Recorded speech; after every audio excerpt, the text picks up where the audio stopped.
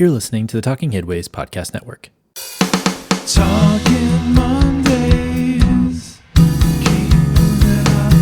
Keep moving on. Talking Mondays. Keep moving on. Keep moving on.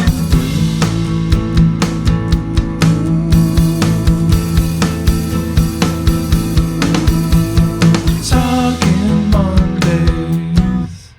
Keep moving on.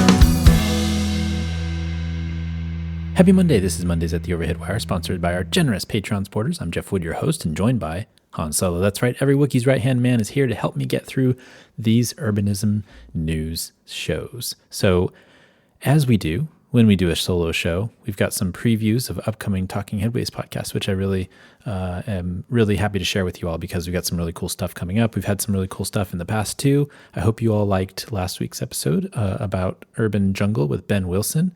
That was really a fun episode, and I really had fun chatting with him about weeds and other things.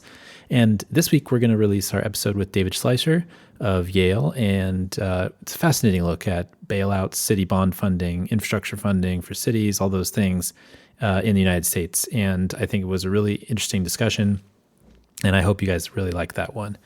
We're also going to have an episode with Mike Warren of WSP, who's working on various state-level road user charge schemes around the country. That was really interesting, too. Paying taxes by the mile is a new but popular idea for replacing the gas tax, and I think that this is one of the ways that basically road user charges and having people take pictures of their odometer or whatever. We talk about a number of different ways people do that to give their report their mileage, but really interesting discussion about that, too. We're also, going to have Paula DePerna on. She'll join us about pricing nature and ecosystem services, which will be really cool. I have an episode lined up about artificial intelligence. Our friend Susan Crawford will be back on the show to talk about her new book about Charleston, South Carolina. And her previous discussion about her book Fiber was a really popular one back in 2019 when we released that one. Episode 226, if you want to get a listen to the old episode with Susan, but we're going to have another one coming up soon. So I'm looking forward to that. And I got a bunch of other ideas and other books that are sitting on my shelf here that I have to get in line. Obviously, I can't do a book every week because then I'd have to read a book every week, and that's really tough with a 1-year-old. But we're trying to get stuff together and get some episodes out. So I really appreciate you guys listening, and we're looking forward to sharing what we got with you all. And so stay tuned. Yeah. And so also, let's get to some advertising, shall we? Thanks everyone who's been ordering the bus and bike scarves. We really appreciate it. If you'd like to order one, go to theoverheadwire.com. And if you want 5 or more, we'll give you a 10% discount. Email me at theoverheadwire@gmail.com. And order one of the cool weather ones. We've got some bike scarves that are lightweight, so check those out. It's a summertime. I know some of the folks in Texas might be a little bit hot right now. So I hope that you stay cool. Please do in those heat domes and keep the air conditioner on if you can. Also, don't forget to order any of the books we've covered on our show on the bookshop site, bookshop.org/shop/theoverheadwire, bookshop.org/shop/theoverheadwire. All the books that we've talked with the authors about are there, sans maybe one or two, but most, if not all of them, are there. And I do want to note that we've also designed a new shirt. It's not new anymore. You can also get a mug or a sticker or poster with those Cars or Cholesterol graphics, and those are really cool. bit.ly/Cars or Cholesterol. Check that out if you get a chance. And this is episode 134. We're live and in session and appreciate you all listening. We want to let you know you're already here, so I imagine that you're probably listening from a podcatcher, especially if it's a Monday show. But you can get this podcast and Talking Headways wherever you find your podcasts, including iHeartRadio, Spotify, Overcast, Stitcher, and of course, Apple Podcasts, if it's working. Thanks to folks who subscribe through the podcatchers, as you probably do. It's awesome that you guys keep coming back to the show. We really do appreciate it. Or the RSS feed that comes from my website, theoverheadwire.com.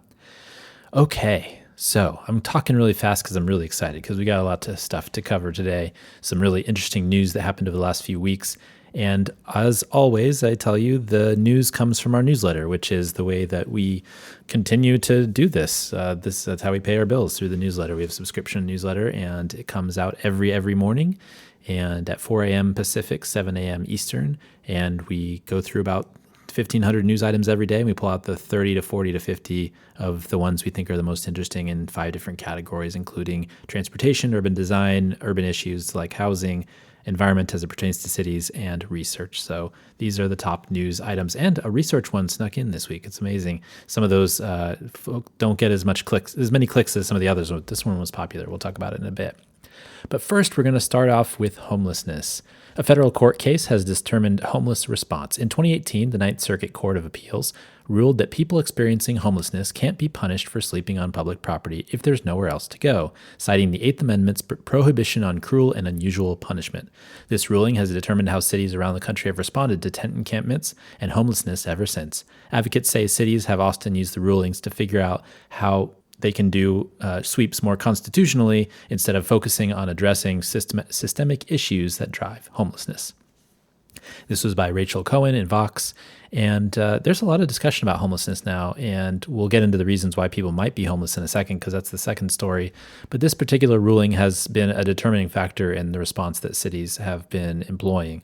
And Housing First, as we know, is a well-known and working policy, but it's also getting attacked politically. And so I think that this discussion will continue, and I think it'll also get more heated as kind of the diverging sides of the political spectrum take more politics into it. There's a think tank, a more conservative think tank, that's been pushing back against Housing First, even though we know research shows that it works. So interesting to see discussions about that.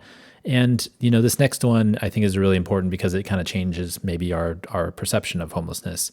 Study sheds light on homelessness in California. A study out of the University of California, San Francisco found that many people experiencing homelessness now had been on the edge of poverty but had a life event that pushed them into the streets. Financial instability, not drug use or mental illness, was the dominant factor that led people losing their stable housing. Half the population experiencing homelessness in California is over the age of 50, and the study found that Californians are being priced out of their housing as they age. This was by Anita Chabria in the Los Angeles Times. And so this was really interesting. The UCSF folks put out 3,200 questionnaires. They did 320 in-depth interviews of people without homes. And what they found was that many homeless people had been on the edge of poverty, but had a really bad life event that pushed them out onto the streets. It could have been maybe they missed a payment on their home and they got or their rent and they got evicted. They had some medical emergency where they had a big bill that required them to use a lot of money, and then they got kicked out. Those types of events. The other interesting thing here is that a lot of the population that is homeless is over 50, and it's because of, I think, the kind of a reduced social safety net that's out there. A lot of folks that they interviewed and talked to said that if they only had a couple $100, they could have actually saved themselves from getting kicked out of their homes. And so it's just the edge of having enough money or not having enough money, and it results in kind of a spiral sometimes that leads down to darker places, and it's unfortunate. And so the other thing that they found was really interesting was talking about, a lot of folks talk about drug use, a lot of folks talk about mental illness, but only 25% of the respondents had mental health episodes that required hospitalization, and only 33% said they used methamphetamines. But these findings go against the popular narrative that the main reason homelessness occurs is drug use and mental illness, like I said. So these findings actually show that it's this cascading string of unfortunate events and kind of an unforgiving system that pushes many people onto the street. In California, we do have really, it's a pricey housing market, and so it's hard for folks to, keep paying the amount of money that they need to pay to stay housed. And so maybe this changes how we look at homelessness and poverty and those types of things. I think all of these studies looking at universal basic income and other kind of, ideas for making sure that people have enough money for either medical bills or for housing, those things might actually help. And this housing thing is also connected to that medical issue as well, and public health overall. We know that being housed actually can save money from having to utilize hospital beds, for example. If somebody needs a hospital bed for months and months, but the hospitals actually, if they put them up in housing, it actually saves hundreds of thousands of dollars, and you can serve more people because the beds aren't being taken up. So lots of interesting ideas and things about that related to health, homelessness, and maybe ways to solve it as well. All right, next up, FEMA flood buyout program may be reinforcing segregation. Researchers at Rice University traced the path of 10,000 participants in the Federal Emergency Management Agency's flood buyout program to learn about how the manage retreat buyout program impacts residents. The study found that people in flood-prone majority white neighborhoods will usually only take part in the program if they can move to safer housing nearby in other white majority areas. So this also, like the UCSF study we just talked about, lots of data and really interesting findings. They actually went around and found folks who had moved, and they had to kind of dig deep to do this. And I want to read this kind of these next two graphs from the article in Grist by Jake Biddle, because I think they're kind of indicative and can probably explain it better than I can by rambling along. So this first section, it says, homeowners in majority white areas tend not to take buyouts unless the areas around them face extreme levels of flood risk, while homeowners in the other neighborhoods are more likely to take buyouts even when the risk is more moderate. And when homeowners in white neighborhoods do take buyouts, they overwhelmingly seek new housing in other majority white areas in the immediate vicinity of their old homes. So what the researcher Elliott found, who was working on this research at Rice, basically majority white buyout areas were much deeper in the floodplain than majority black or majority Hispanic buyout areas. The average majority white buyout area had almost 90% chance of flooding in 2050 compared to around 50% for majority black buyout areas. And so this actually suggested that white households participate in the program when the flood risk is super severe, and black and Latino households maybe when it's less severe, but there's still a risk. And so what they found, or they believe, the reason for this is that governments are more protective of higher income homes, and it's likely that those homes are also likely to sell even after a flood on the private market. So they actually have a structural advantage when it comes to protecting home value that allows them to stay longer and then move. If they do get bought out, they move to other areas that are similar to the ones they were in. And so, basically that's a really interesting finding, because it tells you kind of where folks are going afterwards and then what the structural issues are that people are facing. So if you're in a black or Latino neighborhood and you get that buyout money, you're more likely to take it, even if your risk is lower, because you might not actually get, if it does flood, you might actually get any value out of your home after that. So it's interesting to think about that. It's also something that speaks to the idea that managed retreat overall is super valuable. And I think we're going to see more of this as climate change, and sea level rise are impactful. Today, I read an article in the New York Times that's talking about how rain intensity is going to increase 50% in some places because of climate change, which we've already seen in a lot of places. You're seeing these really torrential rains that come down because of the change in the atmosphere. And so it's interesting that the flash flooding is likely to happen more intensely too. And I think we've seen this over the last few years, and in places like Houston and others that have seen just this kind of flash of water coming out of nowhere. Okay, next up, lack of transportation and social exclusion. This is from that article, the research article I was talking about. A study from the Journal of Transport Geography finds that people with low incomes have limited transportation options and are more likely to suffer from marginalization while reinforcing social exclusion. People who lack access to transportation often decide not to go anywhere, reducing access to social opportunities and employment. This was by Chandra Ward and Daryl Walsh in the Journal of Transport Geography. I mean, this is true. I mean, you all know this is true. If you don't have transportation, you're likely to stay home. But that also means you're not getting out, you're not seeing people, and perhaps there's a lot of social opportunities where people might share information on jobs or have connection to others that might actually be able to connect you to a job that you don't make. And so any of those, collisions, as Tony C. Used to say in Las Vegas, basically those collisions don't happen, and so you don't make those connections that you might have otherwise if you're not out and about. So you just stay home. You're likely to just lose those access to social opportunities and employment opportunities and reinforce that social exclusion. So I think this was similar to that finding in Atlanta that we talked about maybe a couple weeks ago, where the cessation of bus service actually led to higher poverty and lower job employment outcomes.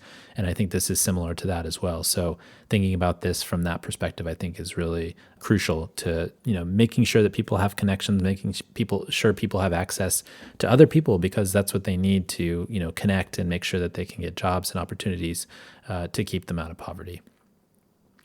Next up, battery fire is an increasing problem. Lithium-ion batteries are useful for the electrification of everything from personal computers to bike and scooters, but the quick uptick in use also comes with hazards if they aren't appropriately regulated. Battery fires are becoming a deadly problem in places like New York City and need to be addressed thoroughly if more people are going to bring them into their homes to recharge their e-bikes and e-scooters. Winnie Hu in the New York Times. So as an aside, unfortunately, today we learned that John Goodenough, who actually was one of the main person that connected the dots on the lithium-ion battery, passed away.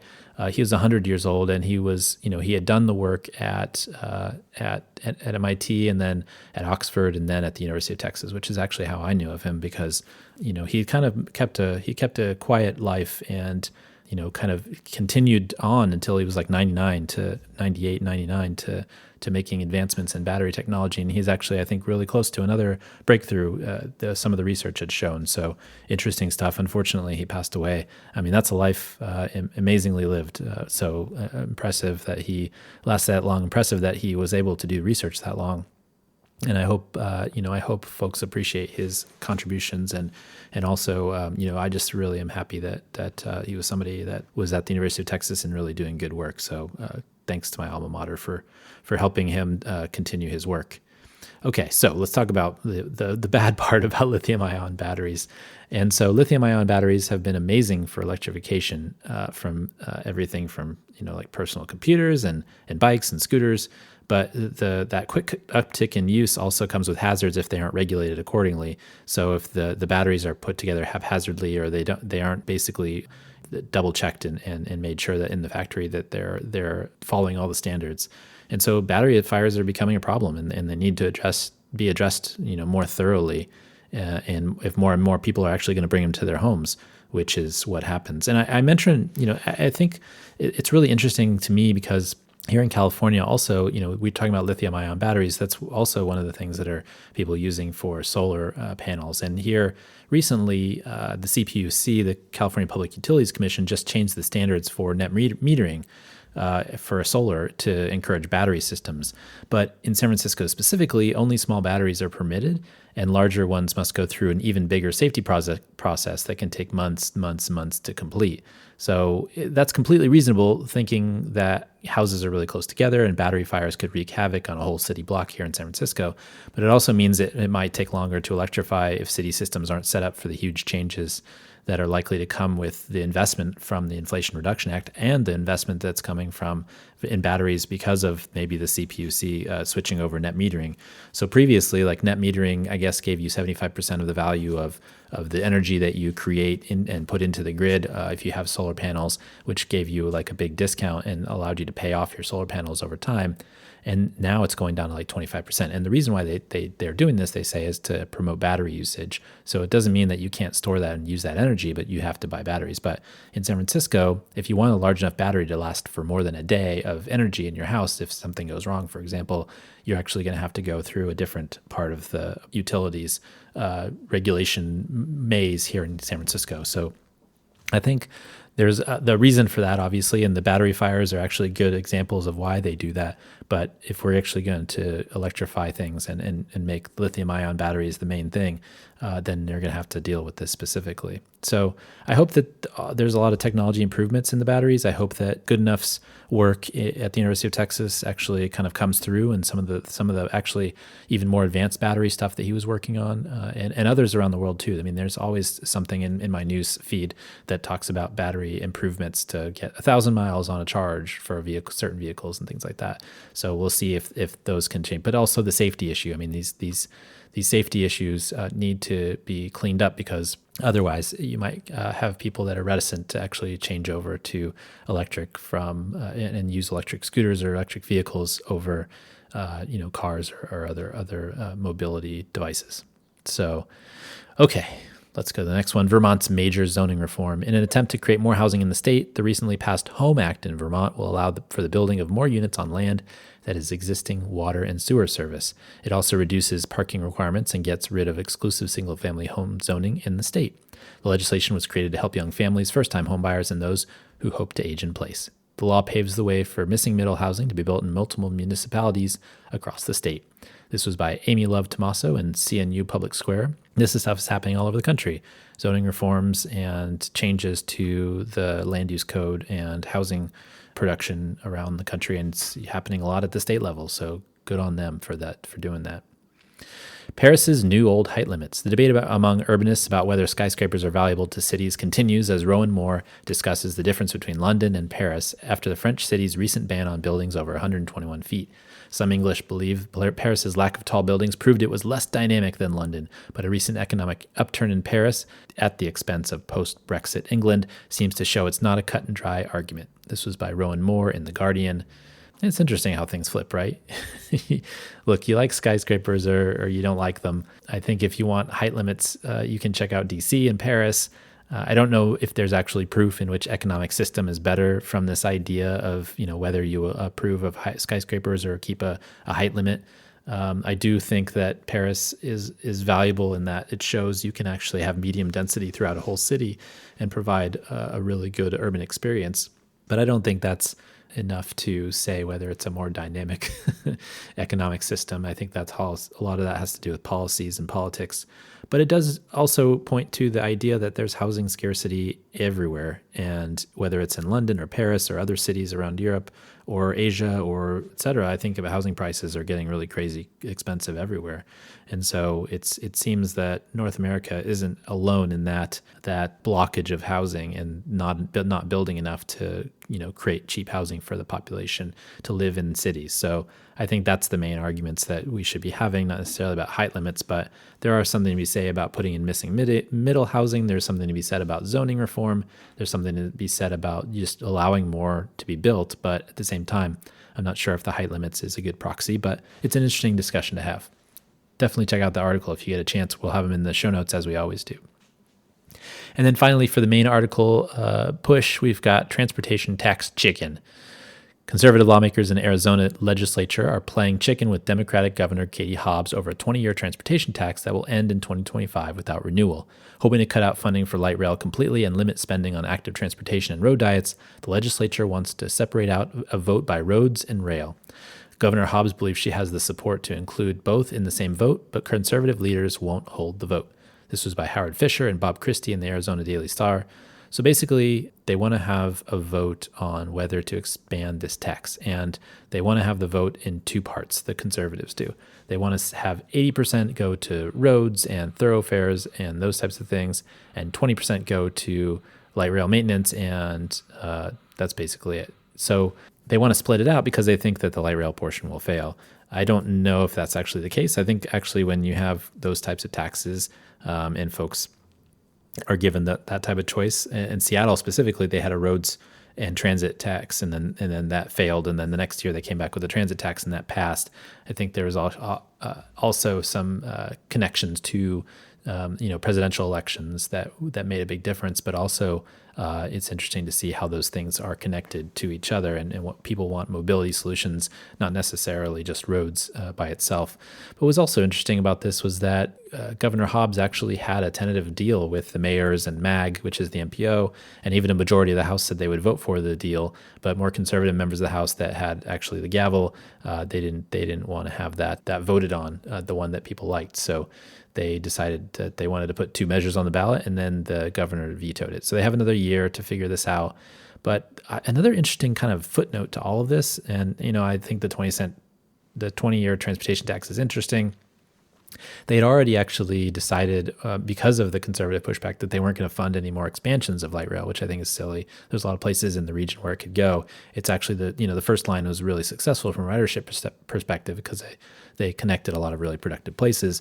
But the other interesting thing that is connected to a lot of what's going on in a lot of the country is that they really, really don't like active transportation. They really, really don't want any road diets. And the same thing that's happened in Texas, where they put it in the Republican platform in the state of Texas, was no road diets and quote unquote California style planning, which is kind of funny. They're also just it's kind of been this growing thing around the country that they're anti reducing lanes on roads. And I don't know what the deal is necessarily around this. I can guess that they believe that mobility above all is the main thing that keeps the world running. But at the same time, it's super frustrating for those of us who see what happened in places like San Antonio, where the voters had voted for funding to have a road diet on this major road, and the state was actually going to give the road to San Antonio. And we talked about this with Megan a number of episodes ago. but they just kind of took it back. And then the governor of Texas decided that, he was like, no road diets anywhere, which has also affected I-345 in Texas, for example. But this is bleeding into other states now, too. I mean, this is showing up in this discussion in Arizona. It's showing up all over the place in different discussions at state and local levels. So I'm interested to see where it goes. There's a connection here to something politically, but I'm not sure if I'm ready to kind of connect all the dots, but there's something going on there. Okay, a few bonus items for everybody. These are some bonus items that I thought were interesting, but it might not have gotten as many clicks as some of the ones that we talked about previously. And so I just like to share them with you all because I think that you might get a kick out of them too, just like I did. If you're listening to the show, you probably like some of the stuff I like. So hopefully that's the case, and hopefully you all enjoy these. Research recently conducted by the Federal Highway Administration found that 10% of traffic during rush hour was people cruising for parking spaces.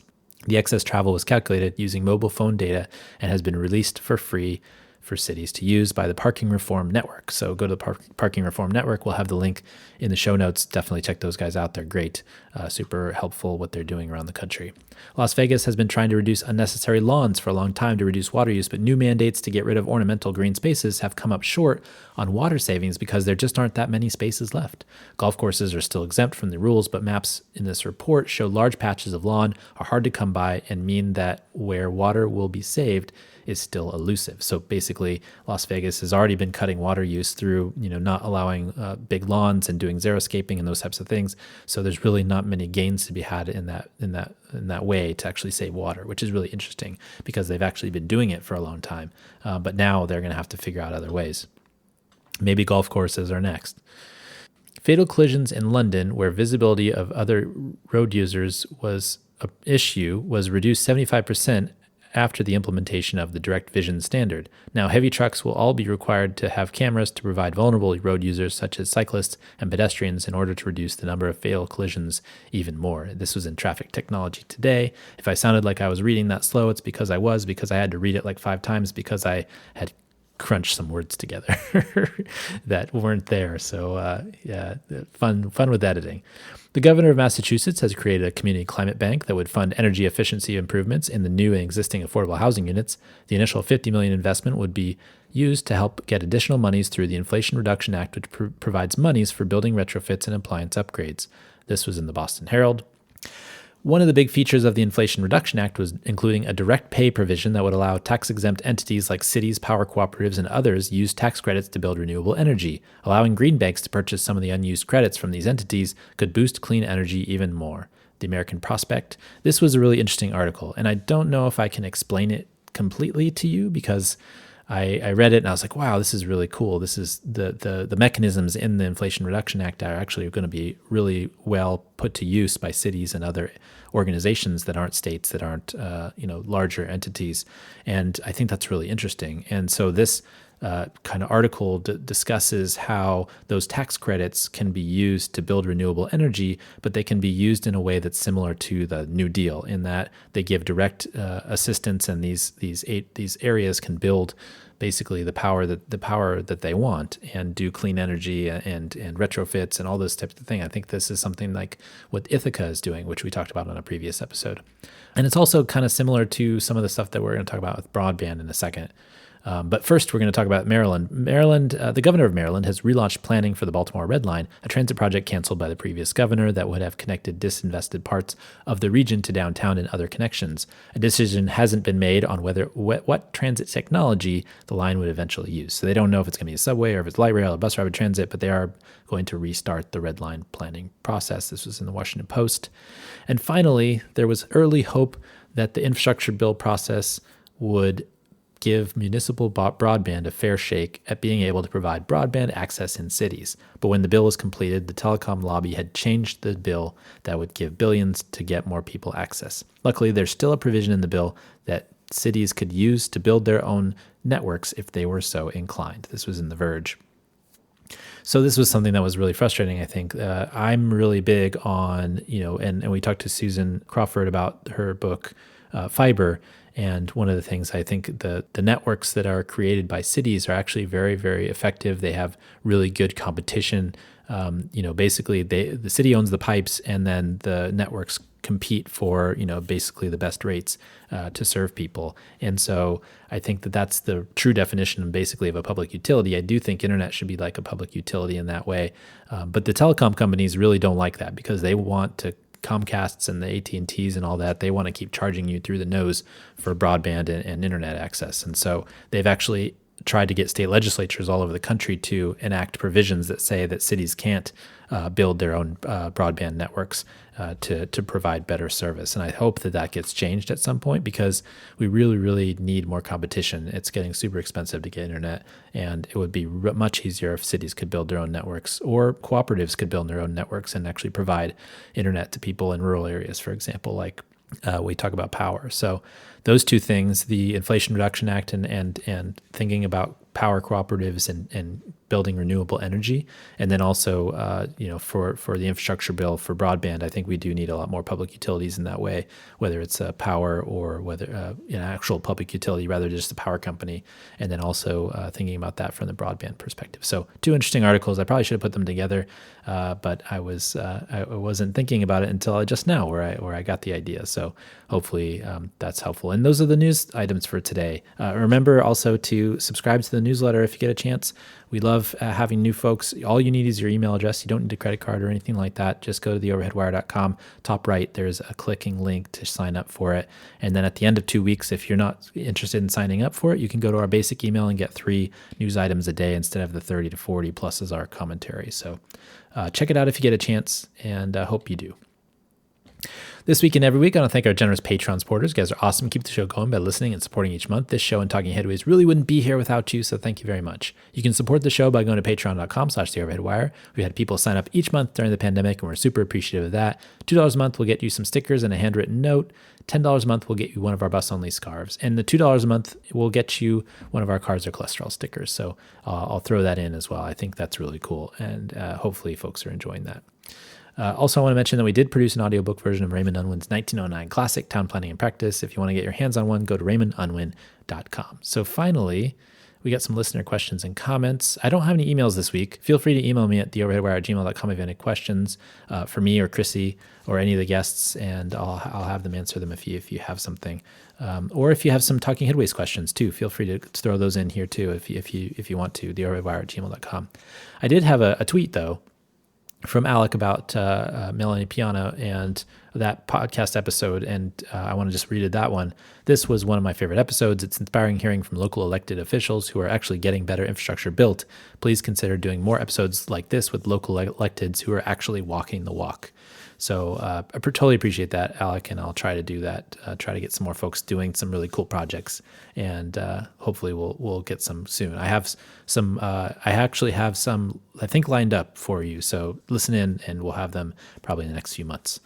Puppies and Butterflies. This is part of the show where we talk about something fun, interesting, or maybe just didn't fit in the other section. So I'm just mostly hanging out with my kiddo and my wife. I'm not sure if she'll grow up to be a planner. But she does love I have this plushy Muni bus that was given to me. It's one of those squishies, almost like a stress ball type of thing. It's a Muni bus. And it's one of her favorite things to look at or to almost chew on when she's having her milk. So we took her on the J for her first trip recently, which was really fun and really great to see her looking around the train and getting to ride on Muni. For the first time for her. So that was really, really fun. And hopefully she develops a lifelong love of Muni. And like I said, I'm not sure she'll be a planner, but we'll see. Anyways, you can find me on Twitter at theoverheadwire or at theoverheadwire.com. You can find me on Mastodon at theoverheadwire, sfba.social. I'm on there tweeting, and I'm on Mastodon also, posting the news articles, the best of top three the day before they go to Twitter. So go there if you want an early access version of the news. So thanks for joining us at Mondays at the Overhead Wire. Thanks to our generous patrons for sponsoring this week's podcast. We'll hopefully see you soon next time. Talk